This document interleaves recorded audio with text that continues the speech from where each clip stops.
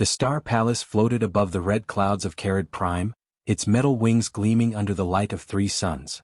Inside, a small room hummed with quiet tension, though the sound of screaming cut through everything. The Royal Hatchling screamed again, a sharp, piercing cry that made the walls vibrate and shook the palace's delicate systems. Scientists and nobles rushed from room to room, their faces pale with fear and frustration.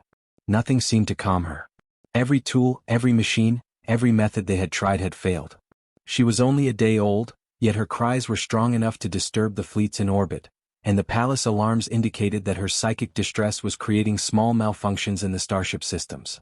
The hatchling was tiny, with scales that shimmered like molten gold, eyes too large for her small head, and claws that twitched constantly. She curled in the cradle, her wings beating weakly, trying to stretch and scream at the same time. Every so often, her small body shook as if struggling against something invisible. The air in the room felt heavy, charged with a mixture of fear and energy. The nobles whispered behind their hands, casting nervous glances at one another. Some muttered curses, calling her a cursed child. Others feared she was sick or damaged beyond repair. Across the palace, guards and attendants stood ready, unsure whether to intervene or flee.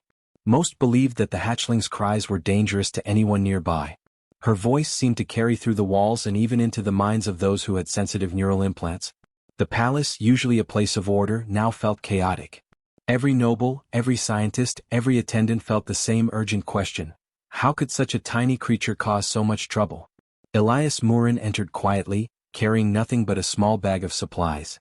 Humans were not usually allowed in the royal nursery, not even for cleaning or minor care. They were considered simple, weak, and far below the dignity of a royal child. Yet today, desperation had opened the door. The nobles had exhausted all options and they allowed Elias, a human support worker, to enter. Some scoffed, calling it an insult to let a human approach the future ruler. Others muttered under their breath, worried that this might make things worse. Elias was calm, moving carefully so as not to startle the hatchling. He did not bow, chant, or speak in the formal tones that the palace required. Instead, he observed quietly. He noticed small details that the trained scientists and scholars had missed. The way her claws flexed in the air, the way her tail twitched, and the tiny pauses between her cries. He leaned slightly closer, careful not to touch her, and watched. After a few moments, he spoke softly. "She isn't screaming from pain," he said. The words were simple, but they made the nobles stiffen. "She is hungry." Or confused. The room fell silent. No one had considered hunger. These hatchlings were fed refined plasma nutrients from the moment they could breathe. It was pure energy, no texture, no warmth, no comfort. It had worked for centuries. Why would a hatchling refuse it now?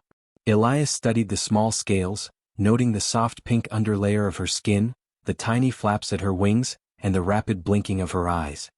He reached into his bag and pulled out a small container filled with a soft, warm mixture he had prepared.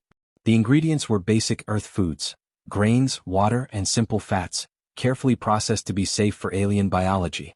The palace attendants gasped, and the nobles stared in disbelief. "You can't feed that to her," one noble said sharply. "It is too primitive. It will harm her." Elias shook his head. "I will not harm her," he said. "She is not angry. She is not sick. She is hungry. She needs more than energy. She needs food she can feel." The guards tensed and some stepped forward, ready to stop him. But the head nurse hesitated, unsure what else could be done. The screaming hatchling filled the room again, a high-pitched cry that made the glass and metal tremble. Elias took a slow step forward, holding the container carefully. The hatchling's head twisted toward him, claws flailing, wings beating. Her eyes glowed faintly as if sensing something new. He lowered the container slightly, keeping his hands steady, and spoke in quiet, soothing tones, not words, just hums of calm energy. The hatchling froze for a moment, then screamed again. Elias waited. Patience was all he had. He had no machines, no spells, no authority. He had only observation, understanding, and a simple meal. Another pause. Another glance at him. The hatchling's claws relaxed slightly. Her wings twitched. Her eyes blinked slower.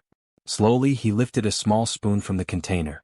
The hatchling turned her head, and this time she made a small cooing sound. No one else heard it clearly. Elias placed a tiny portion near her mouth. At first she screamed again, shaking her small body. But then, hesitantly, she licked the food. The scream faltered. She tried again. And this time something incredible happened. A small bubbling sound escaped her mouth. It was not a scream, not a cry, but something new. The attendants leaned forward, the nobles froze, and even the guards lowered their weapons. The hatchling tasted the food again. The sound grew louder, softer, almost musical. She paused, then made it again. Her eyes brightened. Elias smiled slightly. "She likes it," he said quietly. For the first time since birth, the hatchling stopped screaming completely. Her small claws rested in the air, her wings folded carefully, and a soft, bubbling giggle escaped. The room felt lighter. The alarm stopped vibrating. The palace systems normalized. The psychic weight she had carried vanished. The nobles stared in disbelief. Their machines, their knowledge, their centuries of tradition, all had failed. And yet a human, considered weak and simple, had found the key. The hatchling's tiny giggle, pure and innocent, filled the room. It was a sound that no one in the empire had heard before. Elias did not bow. He did not demand praise. He simply watched as the hatchling, still small and trembling, reached out toward him. He offered her a little more of the warm mixture, and she licked it, making the small bubbling sound again. She giggled once more, a soft sound that seemed to say in its own way, "Thank you." The nobles whispered among themselves. Some were angry at the insult to their traditions. Others were afraid. But all understood one truth: the human had done what no one else could. And for the first time the royal hatchling was calm. Elias Murin had never been treated as anything important. Humans were rare in the empire, and they were usually assigned menial tasks: cleaning, repairs, carrying supplies. They were not warriors, scholars, or healers. They were simple, useful, and expected to obey without question. Yet here he stood in the royal nursery, the only one who had calmed the screaming hatchling. The nobles were still uneasy, their eyes sharp and judgmental, but Elias did not bow, did not offer empty words of respect, and did not try to impress them. He moved slowly, deliberately, as if he owned nothing but his actions and the small bag of food he carried. The hatchling looked at him with wide, curious eyes. Her scales reflected the lights of the palace in flickering patterns, and her tiny wings fluttered gently. She had not screamed for hours, but she did not yet trust anyone fully. She was alert, ready to cry again if something startled her. Elias understood this. The hatchling needed consistency, not grandeur. She needed calm, not ceremony. The nobles whispered among themselves, their voices carrying accusations. "A human has no right to approach her again," one said. "It is improper. He is beneath the dignity of the throne." Another added, "Do you not see? The child's instincts are fragile. One wrong move and it could end badly." Elias ignored them. He knew that fear and status were meaningless to a child. He observed carefully, crouching a short distance away. The hatchling's tiny claws flexed and relaxed, her tail flicked gently. Her eyes followed him, blinking slowly. He saw the small movements that revealed her moods. She was cautious but curious, frustrated but willing to test the food again. He reached into his bag and pulled out a new portion of the soft, warm mixture. It smelled faintly sweet, a combination of earth grains, mashed roots, and lightly melted fats. The nobles stiffened and some gasped. They could not understand why a human would dare offer something so simple to royalty. They expected complex synthetic nutrients, perfectly measured and enriched with plasma energy. To them, a bowl of earth food was laughable. Elias ignored their stares. He spoke softly, almost to himself, and not in the formal language of the empire. "No machine, no ritual, no spell can replace this. She needs touch, taste, warmth. She needs something she can trust." He carefully approached the hatchling, holding the bowl slightly above her mouth. Her eyes widened, claws tensing, wings flapping a little faster. The air in the room was thick with tension. The guards moved subtly closer, unsure whether they should intervene. The nobles muttered, some in outrage, some in disbelief. The hatchling sniffed the mixture and let out a small, hesitant chirp. Elias waited, unmoving. He knew that any sudden motion could make her retreat. Slowly he lowered the bowl, letting the warm food sit near her snout. She reached out with a small claw and touched it. She sniffed again, hesitant but curious. Then cautiously she licked a tiny portion. The reaction was immediate and magical. The hatchling paused, her wide eyes blinking in surprise. A soft bubbling sound escaped her throat, a sound that was not a scream. Elias smiled quietly. He did not laugh, did not shout in triumph. He simply waited, letting her explore the food in her own time. The nobles were stunned into silence. Their science had failed. Their advanced machines had failed. And yet here was a human, considered weak, who had done what no one else could. The hatchling repeated the taste, letting the mixture spread across her tongue. Each lick brought another bubbling sound, soft and musical. Her wings relaxed, her tail coiled calmly, and her small body trembled with joy. Elias realized something important. The hatchling was learning to trust. It was not just the food that mattered. It was the care, the patience, and the absence of fear or arrogance. She did not know titles or power. She only understood safety, warmth, and attention. That was something no machine, no formula, no tradition could give. He offered another spoonful, and this time she accepted it eagerly. The small giggles escaped her throat, faint at first, then growing in strength. Her eyes sparkled, reflecting the palace lights, and for the first time she seemed happy rather than frantic. The sound was pure, innocent, and entirely new to everyone in the room. The nobles looked at one another, disbelief on their faces. They whispered harshly, "This cannot be, a human, doing what we could not." Another added, "It is impossible. The traditions, the science," but Elias ignored them. He knew the truth. Strength was not always measured in power or knowledge. Sometimes it was measured in understanding, in patience, in seeing what others could not. He watched her closely. The hatchling began to reach toward him with tiny, trembling claws. She sniffed his glove, then the edge of the bowl, and finally the food itself. Each movement was cautious, deliberate. Elias remained calm, giving her space while maintaining a safe distance. She was learning to explore, to accept, to trust. For hours he stayed by her side. He did not eat, he did not speak loudly, he did not bow. He simply offered warmth, observation, and earth food. And the hatchling responded. Her giggles grew stronger, and the small bubbling sounds turned into something almost like laughter. The palace, which had been tense and chaotic, seemed to relax as well. Alarms stopped vibrating, systems stabilized, and the psychic weight that had once filled the room vanished. Elias knew he had done something extraordinary, not because of power or titles, but because he had looked, observed, and understood. The hatchling's happiness was not just a personal victory. It was a signal to the Empire that humans, though considered weak and simple, had a skill the galaxy often overlooked: empathy and care. And the hatchling, still small, still fragile, had chosen him. Not because he was powerful, not because he was noble, not because he had a name, but because he had listened, waited, and offered something pure and simple. She giggled again, louder this time, a sound that filled the room with warmth instead of fear. Elias smiled, quietly proud, knowing that this small act of care had changed the room, the palace, and perhaps even the Empire forever. The palace was quiet now, but it was not the normal quiet of a grand starship. It was a quiet that felt heavy, like the air itself had stopped moving. The hatchling had stopped screaming, but her small bubbling giggles still echoed softly through the room. Every sound she made seemed to fill the space with warmth. The humans and aliens who had entered the room felt the tension leave their bodies, replaced by an almost magical calm. Elias Murin remained by her side, offering small portions of the warm earth food and observing her carefully. Outside the nursery, the palace systems began to stabilize. The alarms that had rattled for hours fell silent. Energy fluctuations that had caused ships in orbit to drift slightly returned to normal. The psychic vibrations from the hatchling's cries, which had sent shivers through the minds of those nearby, were gone. The galaxy, in a sense, seemed to hold its breath and then relax. The humans monitoring the starship's systems looked at each other with wide eyes. She's quiet," one whispered. "And the ships, the systems, they're fine." The nobles returned to the room, their faces pale but curious. Some were angry, their pride wounded by the success of a human.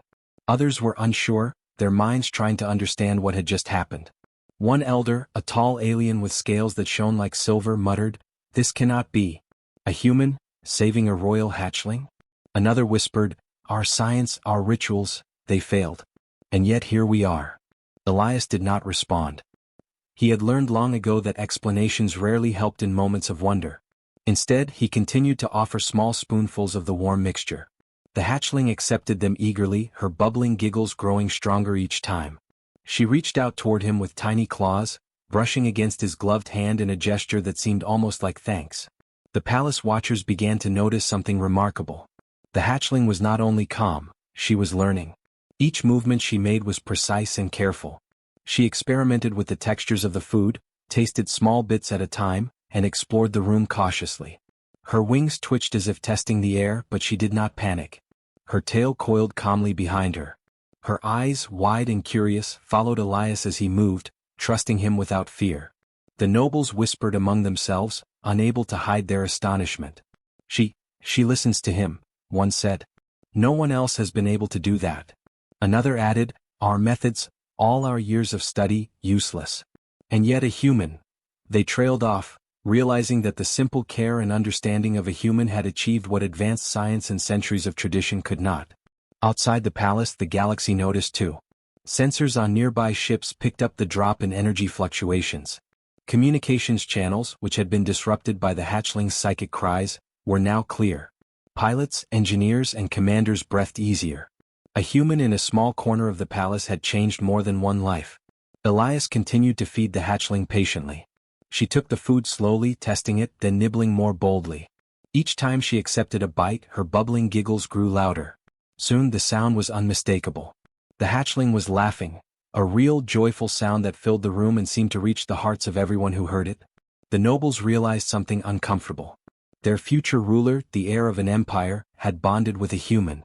Not a soldier, not a scholar, not a scientist. A human. Someone they had considered insignificant. The implications were enormous. If the heir grew to trust humans, if she valued their instincts and care, the empire's assumptions about other species could be challenged. One of the elder nobles, usually proud and strict, spoke quietly, almost to himself. "The galaxy underestimates humans," he said. Perhaps we have underestimated them for too long." His words hung in the air, heavy with meaning. Elias did not hear or respond. He was focused entirely on the hatchling. He watched as she stretched her tiny wings, feeling the air, and then curled back toward him. She made small gestures, coiling her tail and tapping her claws lightly on the floor. Each movement was deliberate. Each gesture showed growing confidence and trust.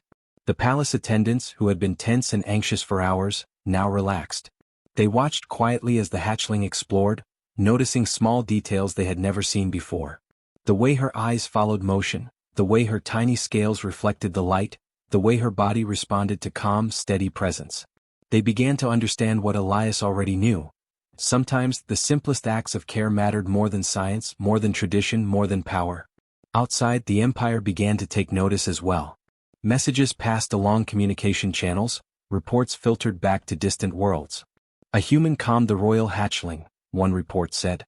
"All systems restored. No harm done. Observation: humans may possess unknown value." The words traveled quickly. Humans, often considered weak, had done what no one else could. Their patience, understanding, and simple care were suddenly noticed across the stars. Elias felt a small, quiet pride, though he did not boast. The hatchling reached out, nudging his hand, and let out another soft giggle. It was not loud, not demanding, but clear. She was happy. She was calm. She trusted him. That small bond, formed through patience, observation, and care, had changed the mood of an entire palace and, in a small way, the view of the galaxy. The nobles exchanged nervous glances, understanding at last that power was not always measured by weapons or rituals. Strength could also be quiet, patient, and thoughtful. The hatchling, a creature thought fragile and wild, had taught them a lesson they could not ignore. As Elias offered another spoonful, the hatchling accepted it eagerly, letting the warm mixture fill her mouth. Her bubbling laughter grew, filling the room completely. The palace felt lighter. Systems hummed normally. Ships in orbit adjusted their positions without interference. Even the distant fleets noticed the calm in the Empire. And the hatchling, still small and fragile, had discovered something new. The galaxy had fallen silent around her, but in her tiny world she had found trust, warmth, and joy, all from a human who did not bow. The lesson was clear. Intelligence, patience, and understanding could reach places power could not. And in that quiet room above the red clouds of Carrid Prime, a human proved that even the smallest acts could echo across the galaxy. The Royal Hatchling had changed. She was still small, still fragile in appearance, but her presence now carried a quiet strength that no one in the palace could ignore. Her bubbling giggles had become a regular sound, filling the nursery with warmth instead of fear. She had learned to trust Elias Murin, the human who had calmed her, and in return he had learned to understand her needs. Every small gesture, every careful movement, had strengthened a bond that no machine, ritual, or noble command could create. The nobles watched from the balcony above the nursery. Some were angry, unwilling to admit that a human had achieved what their centuries of knowledge and careful breeding had failed to do. Others were thoughtful, sensing that the hatchling's behavior contained lessons they had never expected. The young heir, once screaming and uncontrollable, now responded to kindness and patience. She laughed softly when Elias approached, reaching toward him with her tiny claws. She did not flinch at their presence, yet she sought comfort only from the human. The head of the royal council, an elder with dark, glimmering scales, finally spoke. "We have been blind," he said quietly, almost to himself. "We measured power by our rules, our machines, our knowledge. And yet we failed. A human, simple and weak by our standards, has succeeded where we could not." His words echoed through the chamber, making the other nobles shift uneasily. Some tried to argue, claiming luck or coincidence, but even they could not deny the obvious. Elias remained calm, observing the hatchling carefully. He offered her another spoonful of the warm earth food, and she accepted it eagerly. The small creature's trust in him had grown quickly, and with it, her confidence. She explored the nursery with more boldness, stepping carefully across the soft floor and examining the walls with curious eyes.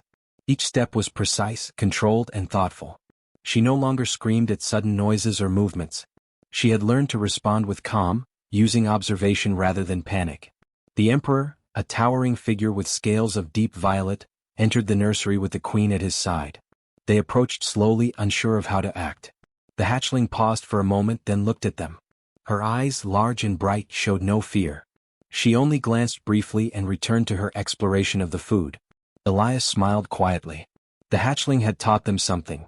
Fear did not have to be the first response, even to royalty. The emperor's voice was steady but low. "Human, you have done what none of us could. You have calmed the air. You have taught her to trust, to explore, and to feel joy. Tell us, what is the method of your people?" Elias set the spoon down carefully and spoke plainly. "I do not use spells, machines, or titles. I only watch, listen, and offer care." The hatchling needed comfort, warmth, and food she could feel. She needed patience, not power. "That is all." The queen's eyes widened. She exchanged a glance with the emperor. "So, strength is not always measured in energy or fire?" she asked. "Not always," Elias said. "Sometimes it is measured in understanding." The nobles murmured among themselves, and some shook their heads in disbelief. They had spent lifetimes perfecting breeding techniques, energy formulas, and control fields. Yet a single human, using only care and observation, had succeeded where centuries of science had failed. The hatchling giggled again, letting out the soft bubbling sound that had become familiar to the palace. She stepped toward Elias, brushing her tiny claws against his hand, and then returned to nibbling at the warm food. The nobles noticed the pattern. She responded to care, not to power. She responded to patience, not to authority. The lesson was clear, even to those who had spent their lives ruling by fear and tradition. The emperor spoke slowly, with a weight in his voice that made the room fall silent. "We have relied too much on power, on strength, on the rules of our ancestors. We have forgotten that the smallest acts, of care, of attention, can shape the future more than weapons or fear." His words hung in the air, heavy with meaning. Elias continued to feed the hatchling, watching her carefully. She was learning quickly, trying new textures, tasting small portions, exploring the room without fear. Her growth was not physical alone. It was emotional, social, and intellectual. She had discovered the value of trust and patience. The empire had discovered the value of humans. Over the next hours, the nobles began to act differently. Some approached the hatchling with quiet curiosity, observing how she interacted with Elias. Others spoke in low voices about how this could change the empire's approach to all species. Perhaps humans were not weak. Perhaps their patience, their care, and their understanding could provide value that technology and tradition never could. The hatchling responded to every gesture of care with small, bubbling giggles. She did not scream. She did not panic. She learned quickly that gentle hands, warm food, and calm voices brought comfort and joy. The palace seemed to breathe easier. The atmosphere that had been heavy with tension lifted, replaced with hope. The queen finally stepped forward, placing a claw gently on the hatchling's cradle. "Perhaps we have judged humans too harshly," she said quietly. "Perhaps our future ruler has already taught us a lesson we needed to learn." Elias did not speak. He simply watched as the hatchling explored, laughed, and tested the room with careful movements. He knew the lesson was bigger than one child or one human. It was a lesson for the entire empire. Care, patience, and understanding could achieve what fear and power never could. By the evening, the hatchling had stopped trembling entirely. She explored the nursery with confidence, tasting the food, touching objects, and watching Elias closely. She made small, playful gestures, testing him, trusting him, and learning from him.